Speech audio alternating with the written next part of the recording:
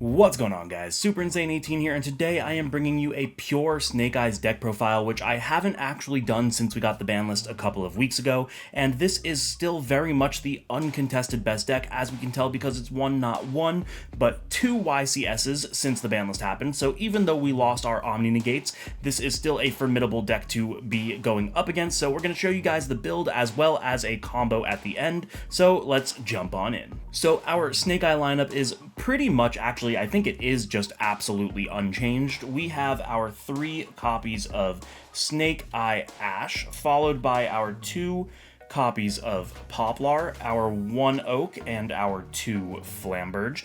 Now, you might notice that I'm not actually playing the Snake Eyes Diabellstar, and there is a reason for that, and that is that I have not yet been convinced that that card is really worth playing. Now, don't get me wrong, it is a very, very good card.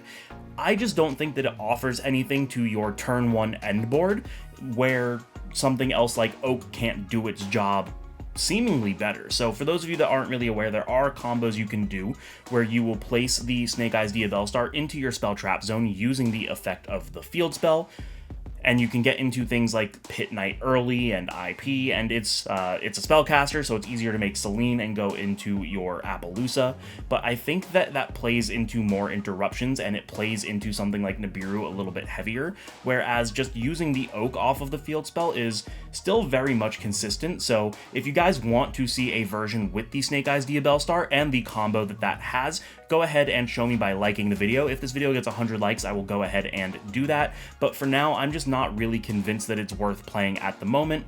Go ahead, prove me wrong in the comments, as long as you do it respectfully. Show me the combos, whatever it might be. I just have not yet been sold on it.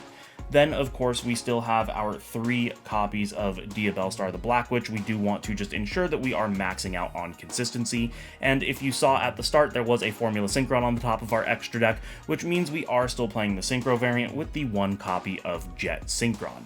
Now, that's going to be it for the actual monsters of the deck, but we do have quite a hefty line of hand traps. We, of course, have our 3 copies of Ash Blossom and Joyous String, just the most generic hand trap in the game, but one of the newer additions is actually going to be 3 copies of Ghost Ogre and Snow Rabbit. Now, this card is actually really good into a lot of matchups that we've already had, but it's even better going into something like Tenpai Dragon.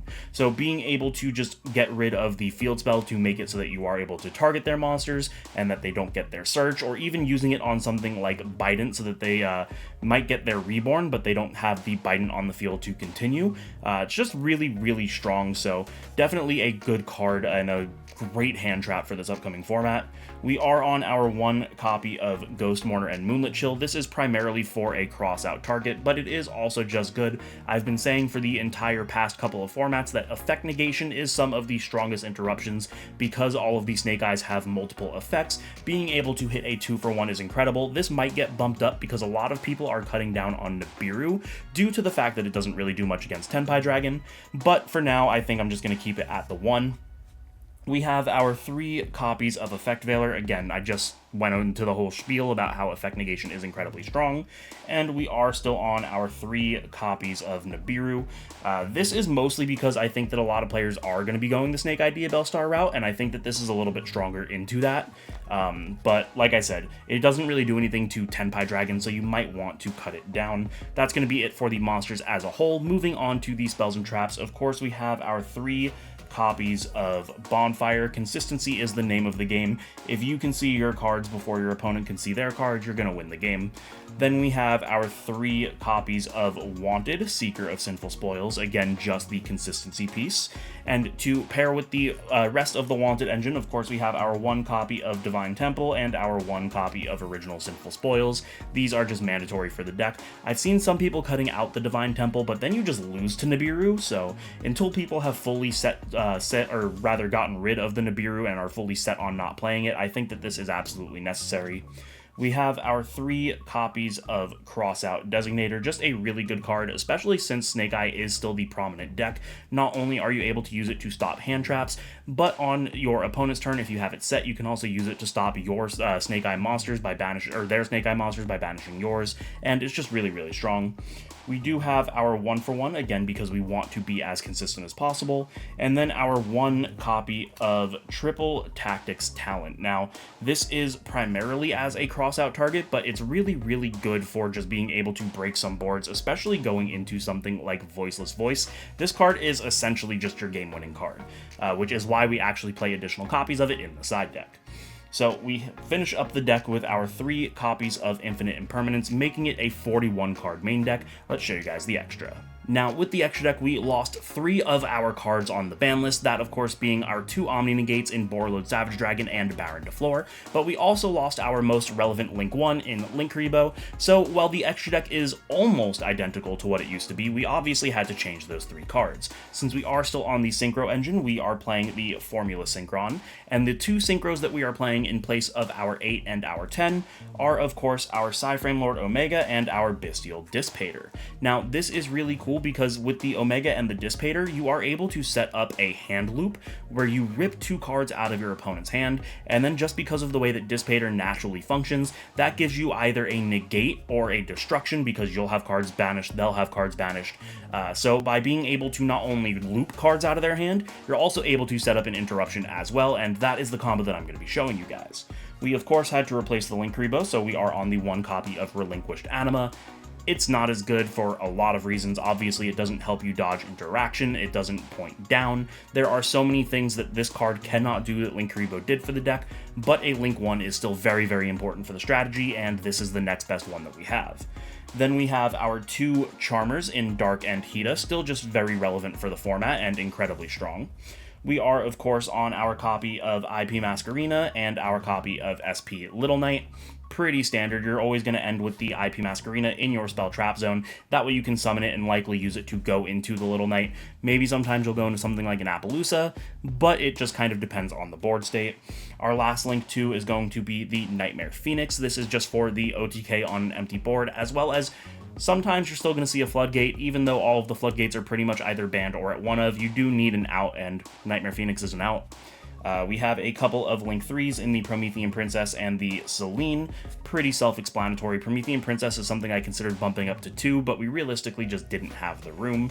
On to our Link 4s, we have our Appaloosa, followed by the Raging Phoenix and Zealantis for the OTK, and then finishing up the extra deck for the 15th card. This is somewhat of a flex spot. You can really put anything you want in here. Some people do Access Code Talker. I prefer the Typhon Sky Crisis. I think that this card is pretty good. Now, if you're a fan of the channel, you know that I said at the start that it wasn't really that good, but this card has gotten me out of a lot of sticky situations, so I think it's worth that last slot. But again, this is a flex spot and can be anything that you guys want. So now that we've got the deck down, let's go ahead and show you guys the combo. And before we get into the combo, don't forget that the Popular Monsters Metal Field Center is still available on my website, insanetcg.com. It is really nice, really premium art, really premium feel.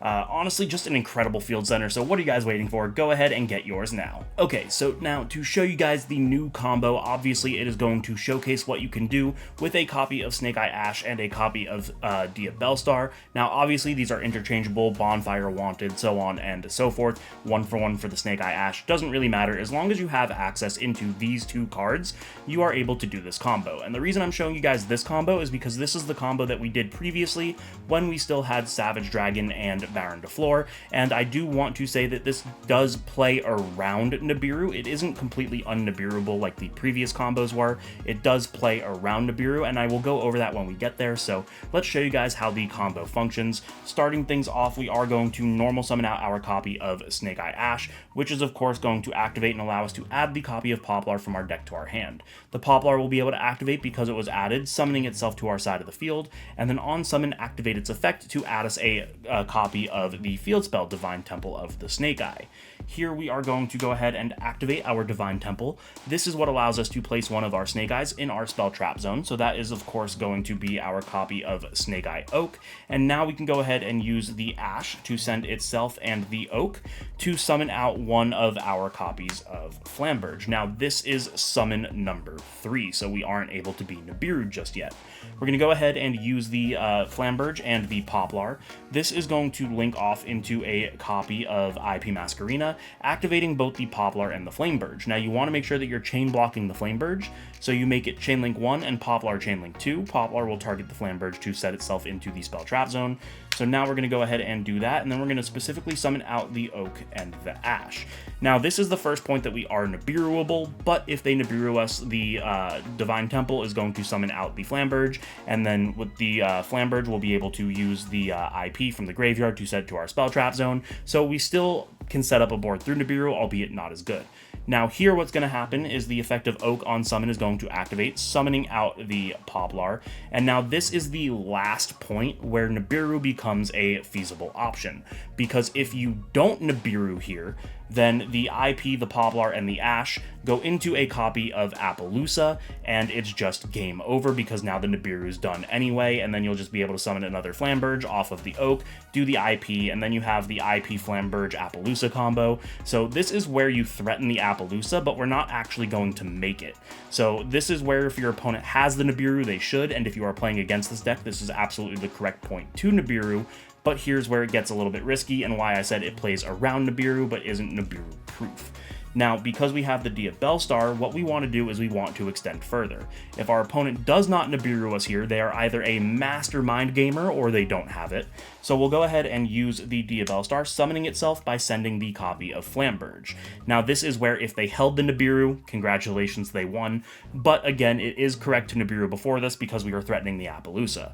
We're going to use the effect of the Dia Bellstar on summon. This is going to allow us to set our copy of Original Sinful Spoils from our deck to our side of the field, and then we can go ahead and activate the Original Sinful Spoils, sending our field spell because we no longer need it. That is what's going to give us access into our copy of Jet Synchron. Now, we want this combo to be entirely self-contained, so the first Synchro Summon that we're going to do is using the Jet Synchron and the Poplar. This is going to go ahead and go into our copy of Formula Synchron.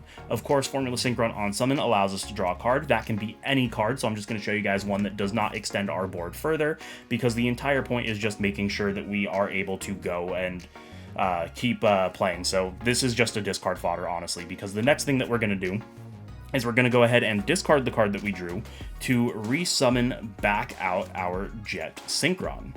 Now that we have the Jet Synchron and the Dia Bellstar, this is what's going to allow us to Synchro Summon into our copy of Omega, and this is of course now going to allow us to rip a card out of our opponent's hand by activating the effect of Omega. We can go ahead and banish it and one random card from our opponent's hand, putting them down to 4 cards. The next move that we're going to do is we're going to go ahead and use the IP Masquerena and the Snake Eye Ash. This is going to go ahead and go into a copy of Promethean Princess, and once we have the Promethean Princess, we can go ahead and reborn out our copy of Flamberge. Now that Flamberge is on the field, we want to go ahead and use its effect. This is, of course, going to target the Masquerena and place it in our spell and trap zone. And then now what we'll do is we'll activate the effect of Oak, sending the Promethean Princess to the grave. This is going to summon out another copy of Flamberge. The reason we want another copy of Flamberge here is because we need a level 8, because our level 2 tuner plus our level 8 Flamberge is going to go ahead and summon out our copy of Bestial Dissipator. And Bestial Dissipator is cool because it allows us to reborn a lighter dark monster from the banished zone. So we're going to go ahead and use its effect to reborn out our Psyframe Lord Omega, which is not a once per turn effect, so we can go ahead and use it again to rip a card out of our opponent's hand by banishing it, putting them down 2 cards, leaving them on 3, and this is going to be our end board. So now moving on to the opponent's turn, what interruptions do we have? So what is a little bit tricky here is you kind of want to try to play around something like Talents by maybe using the Flamberge to summon the IP out in the draw phase or the standby phase. but I wouldn't recommend that because then it leaves you open to super poly since both Bestial Dissipator and Masquerena are darks. So just going over the options that we have and not necessarily the correct sequencing because it does depend on what you're up against. You obviously have the Flameburge to resummon out the Masquerena. The Masquerena, depending on whether or not you've used your Dissipator, can either go into an SP using the Flamberge, or it can go into an Appaloosa using all three if you've already used the negate for the Dissipator, which, speaking of, if you didn't know, Dissipator is going to be either a negate or a destruction, depending on whether or not you banished monsters from your opponent's hand. But then, of course, when you link away the Flamberge, no matter whether it's the SP or the Appaloosa, the Flamberge is going to be able to resummon back out your Snake Eye Ash and your Snake Eye Oak. Ash is going to search, Oak is going to summon Poplar, Poplar is going to be able to search if you play any additional targets, or maybe you had the Wanted and you put the original back. But on top of all of that follow-up we just gained, we also still have the Princess live to destroy any of those level 1s and a monster that our opponent controls anytime they special summon. So you do have a plethora of interactions, and again, the sequencing of which is just dependent on your opponent. And there you guys have it. That is going to be my pure Snake Eye deck profile showcasing the Bestial Omega hand loop. Hopefully you guys enjoyed it and learned something. If you did, you know the deal. Make sure to subscribe, hit the notification bell, like, comment, share with your friends. I am going to be bringing you guys another deck profile and combo for Snake Eye, showcasing what you can do with Enigmaster Pack Bit. Unfortunately, I don't have one yet, so I have to borrow one from a friend before I can show you guys that. But like I said earlier on in the video, if you want to see the Snake Eye Zia Bellstar lines, go ahead and let me know by liking the video. If this gets 100 likes, I will bring that video for you guys. You know the deal. Check out the channel sponsor Dueling Guard. Using code INSANE18, you can get 5% off your entire order. Thank you guys so much for watching, and I will see you in the next one.